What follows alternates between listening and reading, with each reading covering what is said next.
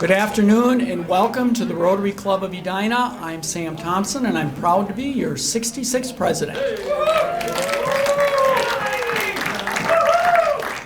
We're coming to you live from the Edina Country Club and also on Zoom. We have 43 people that have pre-registered live and we have 36 people that have pre-registered on Zoom. I've been looking forward to our meeting the past few weeks to hear from our friend Tom Gump, our district governor, on what's happening with our district. And we're in District 5950.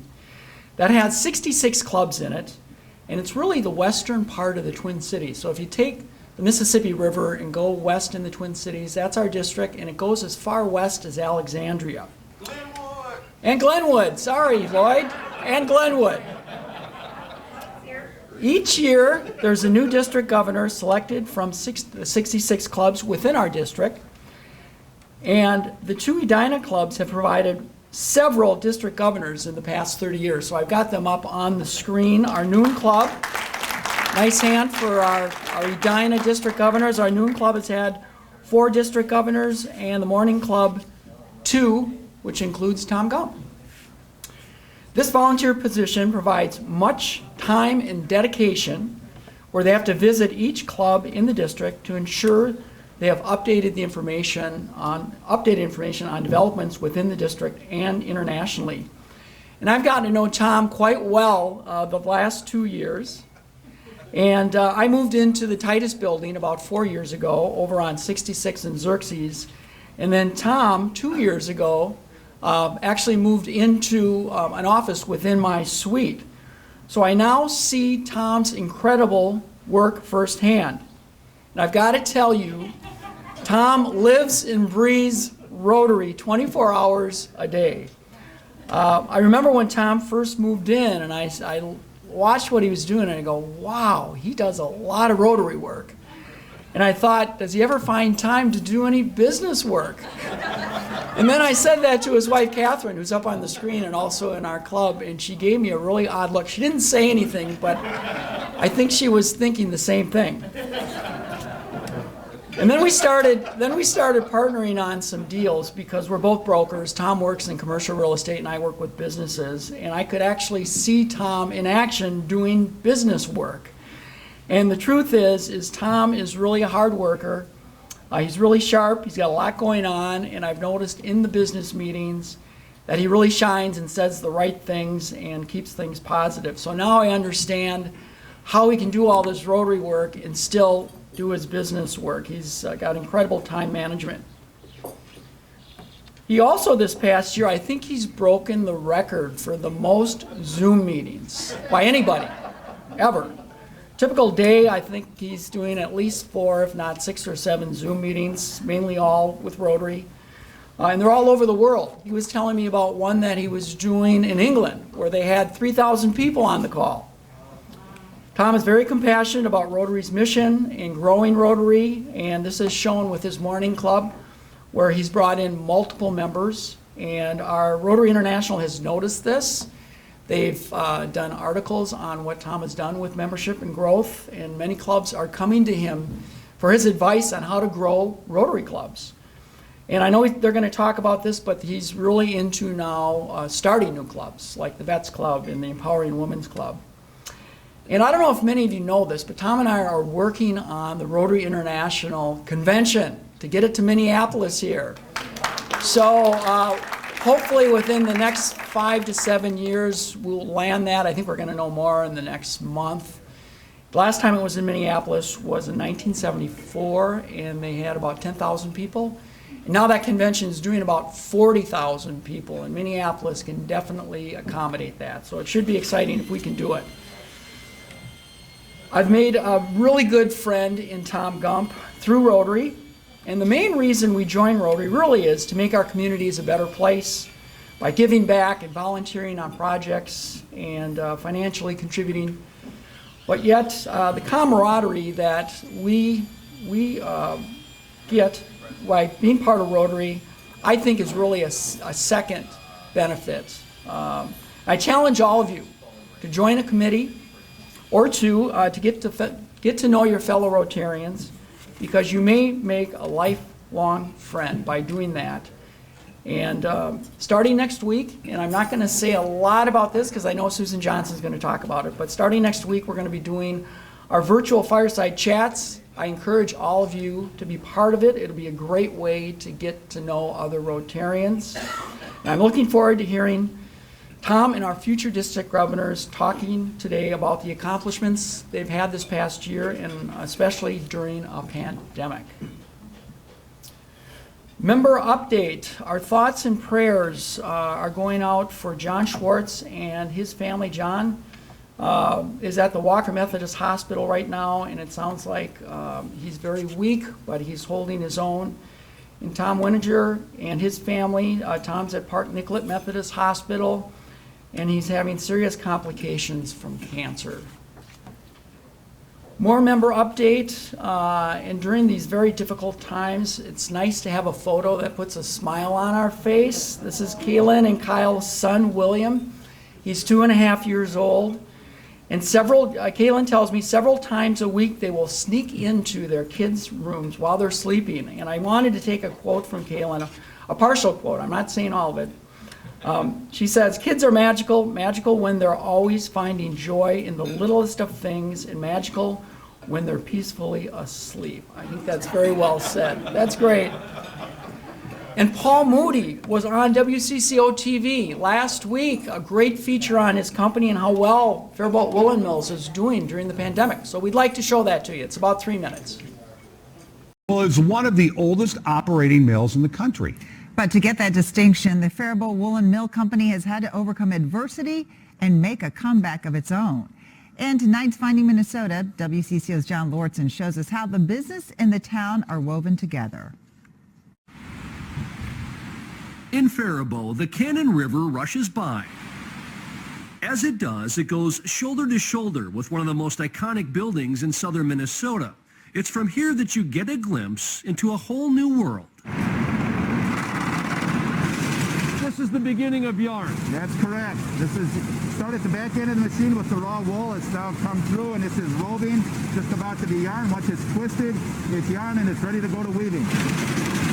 Some of the machines the Woolen Mill uses today are 100 years old or more. So they took it from the end of the Civil War through the Great Depression, through World Wars, and then all the different economic cycles. Business here began at the end of the Civil War. A cabinet maker from Germany named Karl Klemmer bought a one-horse treadmill carding machine to make quilts. The horse that walked on that treadmill was named Jenny, and this is the harness that Jenny wore. Step by step, Karl and Jenny grew this homespun business. One of their first clients was the U.S. military. Since then, the mill has made more than 1 million foot soldier blankets. And they say that during the World Wars, the odds were a soldier carried a blanket made in this very mill. But during the recession in 2009, the company fell on hard times. It closed, and its historic building was almost demolished. Longtime employees were suddenly out of work. That's when Chuck Mooty and his cousin saw an opportunity to buy and resurrect the mill with a Made in America approach.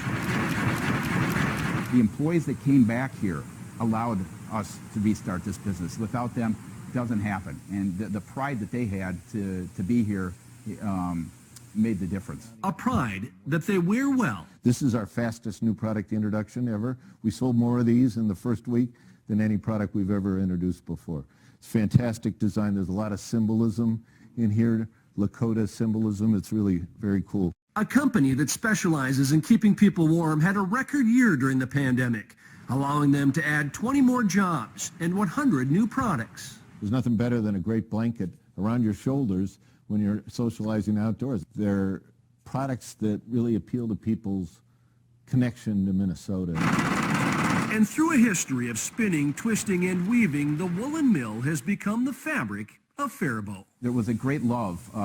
We had a lot of goodwill behind us. In Faribault, John Lortzen, WCCO 4 News. All right, congratulations, Paul. That was great. Okay, and Rotary in the news tonight. And I don't know, Mariana, if you're going to talk about this or not, but it's the Rotary Business Social. I believe it's the first one, is it not? No, it has been. It's been for a while, okay. And it's at 4:30. If you want to go to the site, Rotary5950.org to sign up, you can. Birthdays, we have 5 birthdays this next week, so happy birthday. And Rotary anniversaries, we have 2 anniversaries, so congratulations this next week. And assisting off podium, greeter is Doug Johnson, Zoom greeter Renee Harberts, front desk with Becky is Dan Hennon, photographer Kaylin Eisness, and AV support Ryan Wilson. And one last announcement, if you can keep your masks on after eating for your safety and our other members, we'd appreciate it. Now I'd like to call up Brad Hepp for the invocation pledge in the 4-way test. Dear Lord, we ask that your presence be felt by each of us in this beautiful and cold afternoon as we gather today in purpose and friendship. Make us aware of the deeper significance of our meeting as we develop our friendships as a source of Rotary service radiating from this community to a wider community and the world beyond us. Help us to see those in need and provide us the strength and wisdom to serve others as we should. Open our hearts to be sensitive, compassionate, and caring as we serve together as Rotary opens opportunity, and reaffirm our commitment to high ethical standards and the Rotary 4-way test in all that we do. Amen. We'll now do the Pledge of Allegiance. I pledge allegiance to the flag of the United States of America and to the republic for which it stands, one nation under God, indivisible, with liberty and justice for all. And the 4-way test of the things we think, say, or do, is it the truth? Is it fair to all concerned? Will it build goodwill and better friendships? Will it be beneficial to all concerned? Thank you. We have several guests today. First, Jennifer Hendrickson, you have a guest today. Yes, Julie Westbrook is here, and she has put in her application to join us. Welcome, Julie. And we have a guest, Marcus Edorn. I believe it's your second visit? Okay, do you want to tell us a little about yourself? Well, just a little. Oh, just right there. Well, my name is Mason Idor, but I go by Marcus. It's my baptism name, actually. I'm Catholic, so it's my baptism name. I work for City Group. I manage the risk portfolio for City. It's called Enterprise Concentration Risk Management. I went to school here. I went to U of M. I studied economics and statistics, and I got my master's degree in financial mathematics. I was born in Togo. It's a French-speaking country in West Africa, and I moved here 18 years ago, a long time. So my passion, I love playing tennis and watching tennis as well. It's my passion. Actually, I've been watching Australia Open. I don't know if you know tennis, but yeah. I love soccer as well. But I think I love giving back to the community. My personal philosophy is that nobody has made it alone by himself. Somebody helps you along the way. If that's the case, then you have, it's not just a responsibility, but it's an obligation for you to give back.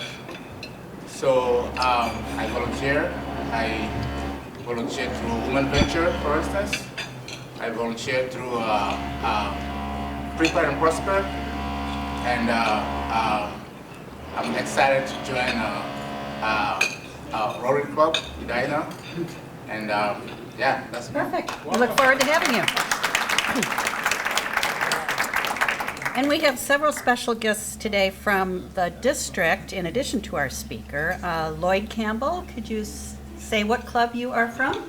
Yes, I'm from the Glenwood Club in Glenwood, Minnesota. You know, that's the farthest Oh, west. that's right, right on the edge, okay. Welcome, Lloyd. Andrew Ramirez. Neighboring club, Minneapolis Uptown Rotary Club, and I am the district conference chair this year. Welcome, Andrew. And Marianne Kaur.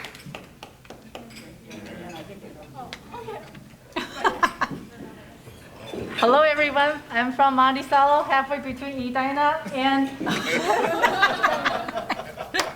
Welcome, Marianne. Is there anybody I missed?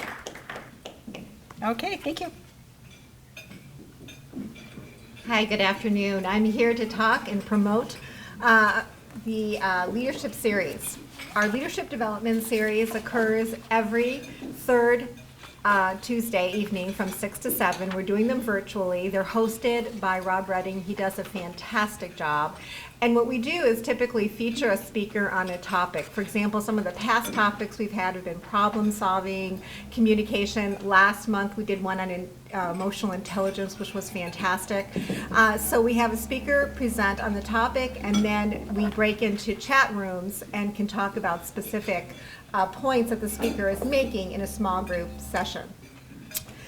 This Tuesday is our next one. It's our one for February, and we are honored to have Jan Lehman come and talk to our group and address anyone who's interested in developing a culture of productivity. So specifically, she's going to give us all some helpful hints on how to minimize disruptions and interruptions in our day to enhance productivity, prioritize our goals, time block, and manage our time effectively. So hopefully you all will be there, or as many of you as possible. And this is not just for our Rotarians. You can also invite guests to this as well. It's a great way to show the value of a Rotary membership. So feel free to respond to that email and register online. When you register, it'll provide you a link for you to attend the session. Thank you.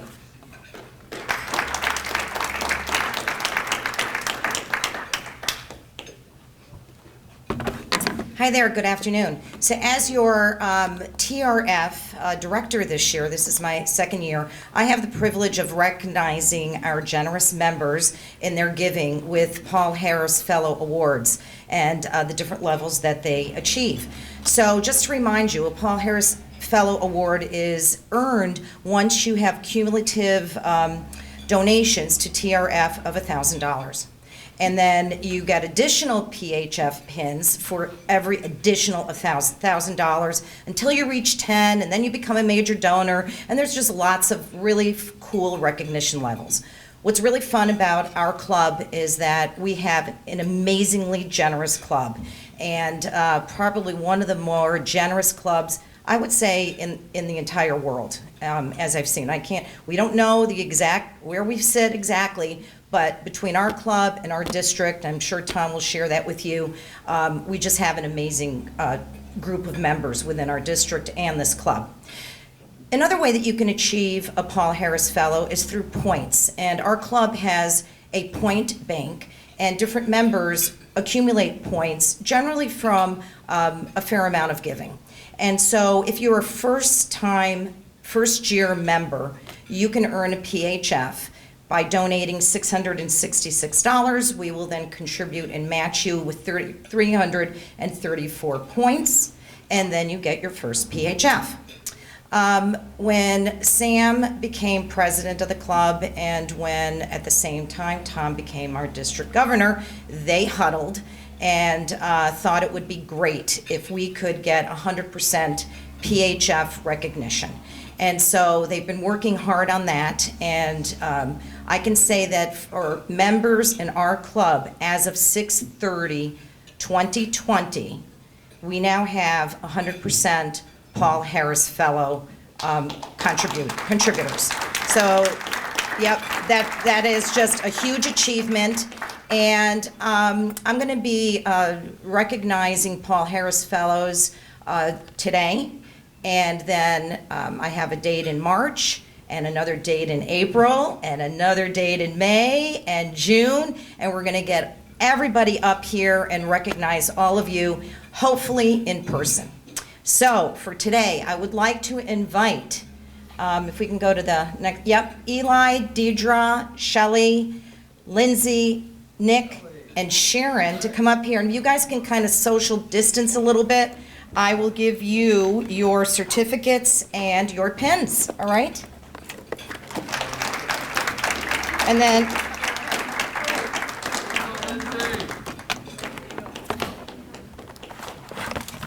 all right. So I'm going to first give Sharon, here you go, Sharon. Thank you so much. We appreciate it. And I'm going to give you your pin. I'll give out pins first, and then I'll give your certificates. There you go. Thank you. Thank you. Thank you. Your turn. Thank you. Yeah. And I'll make sure that I have everybody's correct certificate. So Nick, there you are. Lindsay, there you are. Thank you. Shelley, there you are.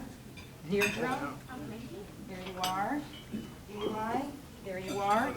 And for those of you that haven't seen, for maybe some of the new members, what a Paul Harris certificate looks like, your first Paul Harris Fellow, you get a certificate that looks like this with your name, okay, from Rotary International, and additionally, you get a pin. So each additional $1,000 or 1,000 points, your pin will have another little jewel on it, so you can collect those pins, all right? So thank you very much. Yep.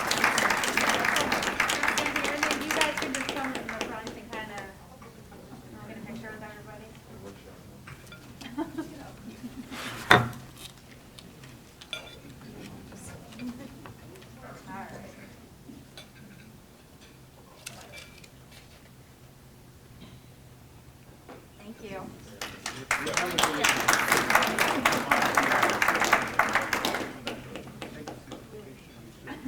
Good afternoon. I want to have that fireplace picture back up again, especially on this cold day. That really does seem nice and warm. So what I'm here to talk about today are the virtual fireside chats. We're really looking at using this as an opportunity to be engaged with our members, welcome in new members, and really just have that camaraderie that has been really difficult to have during this time. So we'll be starting these. They'll be on a weekly basis, and they'll be different days of the week, different times of the day, and so hopefully you will join those. We are limiting the attendance on these so that we do have some real good interaction, limiting them to 8 participants, and we're looking to run these for about 45 minutes. So again, really quick shot during the day. We'll be starting out, I actually am going to start it out next week on Wednesday at 11:30. The following week on Wednesday, we've got Rob Bredding. Week after that, Shelley Loberg's going to be doing one on a Thursday afternoon. And Sue Stiles is going to be doing one in March. We will have that full schedule out there. So the way you go about registering is go to either the Barker or to our website, and there'll be a link in there for a Zoom registration. So sign up early, sign up for as many of them as you want. Thank you.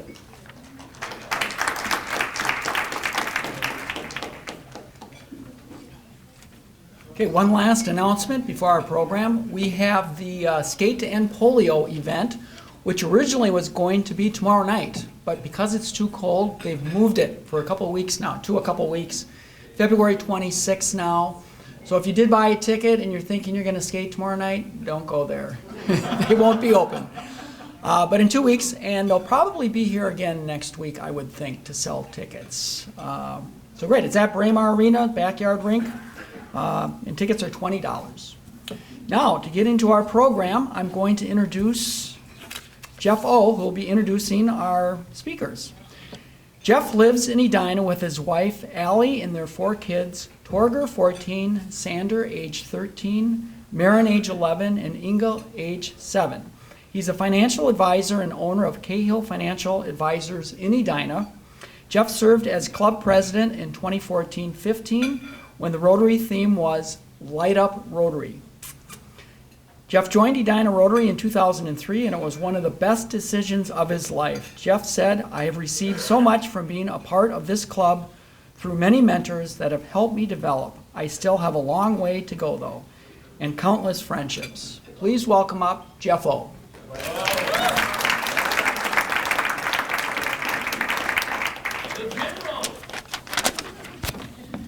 Thank you, Sam. First, before I introduce our speaker, I just want to say what a great job Sam has been doing as president. You know, it's a great year to be president of our club, and if you get asked, I highly recommend you do it. But to do it during a pandemic like Josh did last year and Sam this year is fantastic. So thanks for all you're doing, Sam. In my years as a Rotarian, I've met many people who are committed to the ideals of Rotary and the four-way test. Rotary is a group of people that see a problem and attempt to come up with a solution. We are a group of action. And I don't know anybody that fits that better than our speaker today, our District Governor, Tom Gump. Tom gets things done. And the amount of time and energy he devotes to Rotary in the past 10 years is mind-boggling. And you heard that earlier from Sam. Tom is a member of our sister club, Edina Morningside, and as past president, he's personally responsible for dozens of members of their club. He is passionate about growing Rotary membership, and he is behind the new innovative cause-based club initiative that is taking root around the world. In our backyard, he founded the Rotary Club of Veterans. Our club is lucky to have Tom's wife, Catherine, as a member of our club, and along with their son, Andrew, the Gumps have hosted 6 Rotary Youth Exchange students. Tom was also very active at the zone level and is the general chair of the 2021 Zone Initiative, and has been actively involved in promoting Rotary International conventions in the past few years. And you heard from Sam, they're looking at getting that to come to Minneapolis, which would be fantastic. He and Catherine are major donors to the Rotary Foundation. They are Paul Harris Society members and Bequest Society members. If that's not enough, Tom currently serves as the president of the Edina Community Foundation. I have no idea how he does it all, but we're lucky to have him and Catherine as members of our community, and we're awfully lucky to have him in Rotary. Please join me in welcoming our district governor and friend, Tom Gump.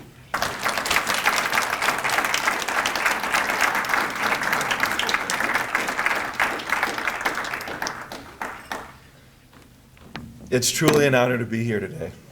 And it's funny, we have met with all the clubs in the district. As Sam said, there's 66. But I've most been looking forward to this moment. It's amazing. I think about all the organizations I've been a part of, and I actually have more friends in this room in this organization than any other organization I belong to, whether it be church or whatever. So I'm really honored to be here. And like Sam said, it's really all about lifelong friendships. I was just asked, and I finished last week in an article that I was asked to write for the Rotary magazine in Ireland and Great Britain. And what was proposed to me is, why should anyone join Rotary? And I'm looking at Marcus, and I'm looking at Julie. Why should you, even if you have to pay dues? Because it's the lifelong friendships that you form. There's so many leadership opportunities, business opportunities, all kinds of opportunities, but it's those lifelong friendships that you form with the people here that are going to make the difference. So we only have a few minutes today, so we're going to quickly tell you a little bit what's going on in our district, what's going on with International Rotary. That's a picture of an ice bowling tournament. That was a fundraiser, and that one I think was in 2017. We had a few of them. And my club always asked me why this is before Catherine joined your club, why I'm always having fundraisers for your club and not my club. And I got to tell Julie and Marcus, there's a lot of clubs you go to around the district that say, we're the best club in the universe. But I got to tell you, Edina Rotary Club, this one right here, is the best in the universe. Yeah. It really is. It really is. You know. It's true, and I'm not just saying that. I don't say that to every club, but I do find out. Is it the truth? That is the truth. I don't say that to every club. But we find ourselves referring to you when we're talking about membership, and we say you need to have at least once a quarter a membership, some kind of social or something. Your club does that. We talk about how do you raise money for a club fundraiser. Well, your club has a competition. You have a set goal. You do it in a set time period. And we've learned so much being your sister clubs at Edina Morningside, and we've modeled as much as we can, try to emulate you. So we're going to talk about the Rotary why we joined Rotary. We're going to give you a little bit about the international update, and I'm going to be staying here at the podium and not wandering around, even though I wish I could go to each of your tables. because we have our wonderful friends on Zoom today. We're going to give you a district update. We're going to talk about what's coming on in the future. So, as Jeff mentioned, we've hosted 6 exchange students, and we've done it with your help, obviously. We had Louis from France, we had Patrick from the Czech Republic, we had Jane from South Korea, we had Justine from Belgium, and we had Ayush last year. And many of you have helped with this. And Terry and Mike Callis and so many of you have worked tirelessly to help the North Star Rotary Youth Exchange Program. But the little story I want to tell you about today is about Paco from Spain. And the reason I want to tell you about that is because this is when I feel like I went from a Rotarian with a small r to a Rotarian with a big R. Because we had a couple weeks after Paco came live with us, his father committed suicide. So that was really hard to deal with because teenagers see the world egocentrically, and we're told by psychologists that that's the biggest loss you can experience. So Paco ended up staying with us for a year, but your club helped us out in so many ways. You know, Tim Murphy from your club had a little fundraiser so that we can fly Paco's family here. At our church, we had a memorial service. We had over 200 people show up, and most of them were people in this room and on the Zoom. So thank you for always being with there. And I just knew that Rotary was a family then, not just a club. So a few things are going on. Lloyd is going to briefly talk about, you know, I'm the most blessed DG in all the history of the world because Mariana and Lloyd actually came to every single meeting of the 66, whether it be driving to Glenwood or going to Fairmont. And it's interesting because at the beginning of the year, Mariana wouldn't talk at all, and now she's very comfortable standing up in front. And Lloyd talked way too much.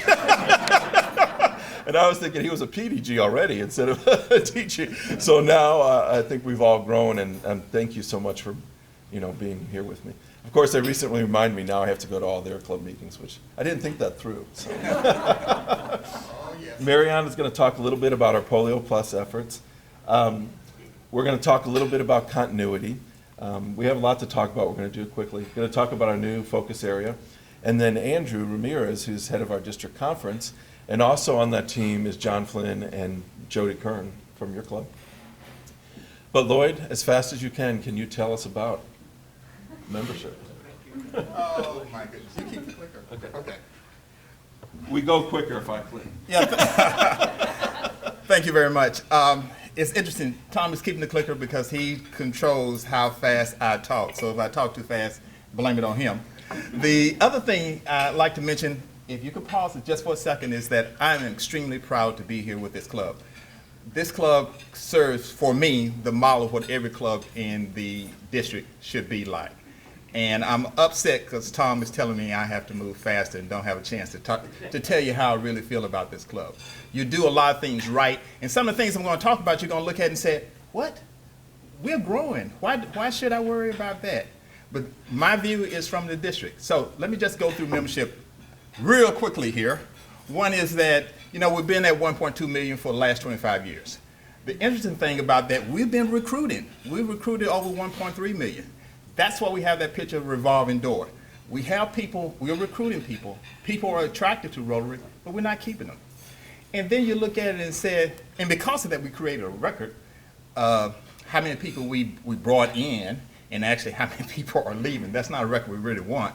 But when you look at what Rotary is doing right now as far as membership is concerned, this is the first time we've actually fallen below 30% of Rotary International total membership. What that means, by the year 2050, Rotary in North America is going to disappear if we continue this trend. You know, there's really no debate on how we can change this, and that's simply by starting new clubs. And Tom has been the leader as far as starting new and innovative clubs. And this club itself, when you think about it, you're one of the leaders here in our district. And that is something that you might want to think about doing too. I know you sponsor clubs, you've been involved in Rotary clubs, but satellite clubs is an option too. So think about that. Currently, when you look at how new clubs have affected us, last year, when we look at the numbers, we had 65, 64 clubs at the time, and we only increased our membership by 5 from those existing clubs. But when you look at the 3 new clubs that started, we brought in 70 new members to Rotary. Like I said earlier, there's no debate that starting new clubs is going to be one of the ways that we will increase our membership here in Rotary. One of the things that, you see how fast he's moving?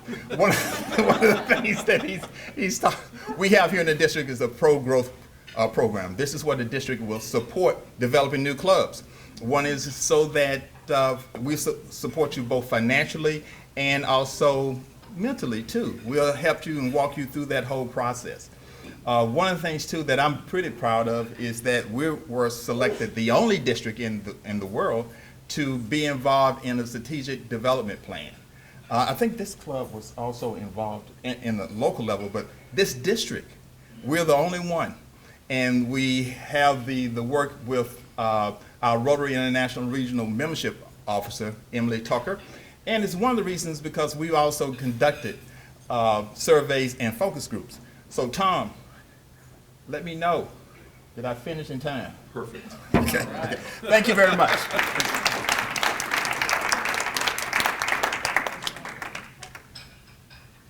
Good afternoon. Oops. Sorry, a little short. A year ago, in January, my husband and I had an opportunity to participate in the National Immunization Day in India. We met Rotarians from different states and also from different parts of the world, including Japan, Belgium, and Netherlands. We might not all speak the same language, but yet we all traveled thousands of miles with one focus: to end polio. We team up with World Health Organization and went to villages that are considered slum areas. We knock on door to door and look for children who are age 5 and under to be sure they have a chance to be immunized. Once the child received the oral vaccine, we paint purple on its or her pinky to identify he or she has done so. 2 drops. Just 2 drops of polio vaccine prevent a child from being crippled. And Rotary made a difference in this child's life. So thank you. Thank you very much for your continued support in ending polio. Thank you. Thank you, Mariana, and thank you, Lloyd. Continuity is another thing that our International President Holger wanted us to focus on. So Lloyd and Mariana and I have been working really hard together. Mariana came up with this, this logo with the 3 amigos, and she really likes it because she's one of the tallest amigos.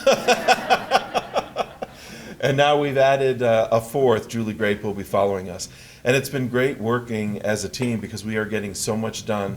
You know, Mike Callis, who is our district legal counsel, has been helping us get things passed that in years previously we weren't able to get passed, and things took a long time, it seemed like. And now we're on an accelerated path. We've added a Rotaractor to the board. We have a harassment policy that's going to be voted on, a COVID policy that Jen Benner helped us on, and so many other initiatives. So it's great to work as a team, and like you do in your club. So starting July 1, we're going to have a new focus area. Currently, Rotary has 6 focus areas, and we're adding a 7th, which will be the environment. And it's not that Rotary's been ignoring this. We've been funding it through other focus areas, but now it'll be its own independent focus area. So if we want to get stoves and huts and things like that, because it saves wood in the forest, we can do that. So on that note, I'd like Andrew Ramirez to come up and tell us about the district conference that Jody and John have been helping us with.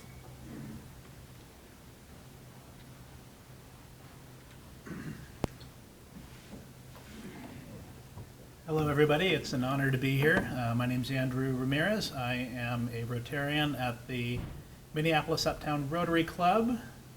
And what started out as a tree planting project between myself and Bill Sirks from the Edina Morningside Club. You know, professionally, I am actually work in sustainable forestry. It's been my life's work. And we decided to organize a tree planting project, and then you know, we thought we could still do a volunteer event. It could be outside. It could follow COVID-19 guidelines. And then when Tom got heard about the event, he wanted to make it the official service project of the district conference, which at the time was largely going to be online. And so we were able to, the reason why we were going to do the project was that what we learned was that certain areas within the district don't have quite as dense of a tree canopy as other areas. And as a result, those areas have higher rates of asthma-related hospitalizations, air pollution, and water pollution. So we are going to be planting the Rotary Peace Forest, and that project is turned into a larger district conference, and the event will be on May 1st, and it will be in Brooklyn Park, and we have a very welcoming Rotary Club up there that's going to help us with all the logistics. It actually happens to be that the city manager, Jay Strobel, is actually a member of the Rotary Club, so he's able to help us facilitate all of the park rentals for facilities and help us work with everything. So it's going to be a really great event, and we are really excited about the event. We're going to be sending out some save the date announcements in the next couple of weeks. You will need to register for the event. There will be a fee. It's looking to be $25, and that's going to include, we're going to have some food trucks there. We're also going to be providing Rotary masks to registrants for COVID protocols. So it's going to be a really great event, and happy to serve the district on this one. Thank you.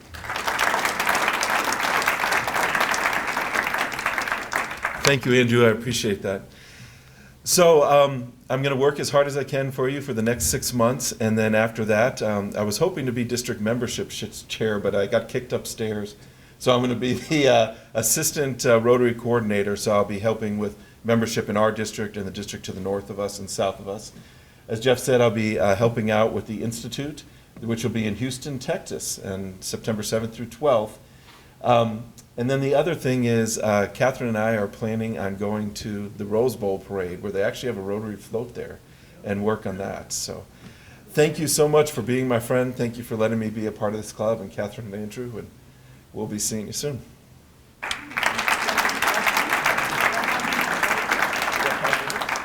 Okay, great. I have 5 minutes, so my favorite part of any session like this is the question and answers. So yes, Terry. Can you give us an update about any of your former Rotary Exchange students? Yes, all seem to be doing well. The question is, for those in Zoom land, how are the Rotary Exchange students? They're all doing well. I'll start with Paco and go backwards. Unfortunately, their family has COVID right now. They've been very careful, but Danny, Sarah, Anna, and Paco all have COVID, but they're working through it, and it's no really bad circumstances. Paco's at the university. He's completed his first year in engineering, so that's going well. Ayush is finishing up high school and also doing well. Actually, his advisor in India that helped him get here has been going around to some of the clubs we're starting and talking about India. I don't know if you all remember Paula Schwartz, who used to be in my club. So Paula's in Florida, and we're starting a Global Horizons Club where they're going to do friendship exchange, but they'll be virtual. So we're going to have one with India, so he's helping out with that. Justine got accepted into medical school, and so she's working real hard on that. You know, we got an internship for her with the help of some folks here, and so she's loving that. Patrick is about to finish up university in the Czech Republic, and Louis is leading a charmed life, as Louis always has, and he's working for an investment bank. And his parents still come to visit quite regularly. And I think that covers all of them. Thank you, Terry. Appreciate that. Yes, Josh. This is a tough time for organizations that rely on face-to-face interaction. How is Rotary doing in our district in terms of retention, keeping in mind we already had a retention problem before the pandemic? Josh asked a very good question about retention in our district. Right now, as of today, we are minus 28 members from our high of last year. However, that happens a lot, Josh, when in January, everyone seems to purge their books because they don't want to pay the extra membership fee, so it gets trued up. And if we look back over the last 10 years, that's usually our historic low. we expect to actually be increasing membership by the end of the year. We are starting the first ever International Rotaract Club with the help of SRAG, the Environmental Sustainability Action Group. And we're trying to get 25 to 30 international students who are 20 to 30 on that. And we have 10 members now from all over the country. We're starting another Rotaract Club, which Lloyd is heading up, for autism, for both people who are autistics and parents who have children who are autistic. And that'll be a Rotaract. That's going to start out as an E-Club, may have a permanent club and also an E-Club component. So we have a lot of things going on that'll help with membership. Thank you very much for the question. Yes, Doug. Our club has an emphasis now on race relations and racial injustice that's going really well. We've had fantastic speakers, we've got more lined up. Is there anything happening on the district level, to try to improve that whole situation? Absolutely. Doug asked the question, what are we doing on a diversity, equity, and inclusion front on the district level? And I know your club has been working on it, and I applaud you for reading White Fragility and working on that. At the beginning of the year, Catherine was going to have her own platform, which was going to be Youth Exchange, and promoting that. But since we didn't have Youth Exchange, we decided to move onto the DEI front. So we actually used funds and hosted 9 facilitations for tough conversations that we invited people from all over the district. We limited to 50 people per session, but we got through all 9 of those, and now there's St. Cloud had one on Tuesday, and they're going to have a series of 4. But we have a few other things that are going on. We actually have a scholarship that district funds, district designated funds, and 8 clubs contributed to for George Floyd, and that scholarship has been awarded. It's being administered through the Woolen Foundation. We have several clubs, St. James comes to mind, that are doing book clubs where once a month they take their club meeting and they read a book and they discuss it and they have pre-made questions. But I got to say, going through all that, Doug, the purpose was that we could actually make a difference and actually make a change, not just talk about it, but do something about it. So I'm very excited, and your club is highly involved with this. There's a program that we're trying to rebuild Lake Street. So there's $500 million worth of damages from buildings and businesses that were destroyed. So we're pairing up Rotarians from 9 different clubs, and it might grow, but right now it's 9 different clubs, and we pair those Rotarians up with a business. And some of it could be financial, where someone needs a door donated or a window donated, but they're also going to help with marketing and computer usage and all kinds of everything that business needs, accounting services. So we recently received a call from Rotary International, and they actually assigned a staff person who is following each of these 9 teams around, and they're going to take this project from the very beginning to the end, and they're going to try to help us. A lot of clubs don't have good social media presence like your club does, and it's hard doing all the work they do and publicizing it. So we're real excited to have Rotary International be part of pushing this forward. And of course we have, I'm sorry I'm spending so much time on this question, but we're doing a lot because this has been a focus of ours. Number 9 has a virtual meeting with Kansas and Harlem, where they're talking about racial injustices and coming up with checklists and those kind of things.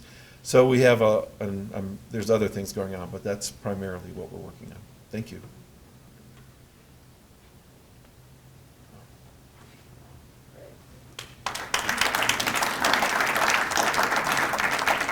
That was great. I've always said Rotary should run the world, and this is a great example of why they should run the world. Rotary is, it's from literacy to peace and water and health. Rotary is a global network of 1.2 million people, and we're going to grow, the way it sounds, tremendously, who unite to take action to create lasting change to better our world. In honor of your presentation, we will make a donation to the Every Meal, formerly known as the Sheridan Story, an organization focused on providing weekend and other food gap programs to over 10,000 children. Thank you. Amazing.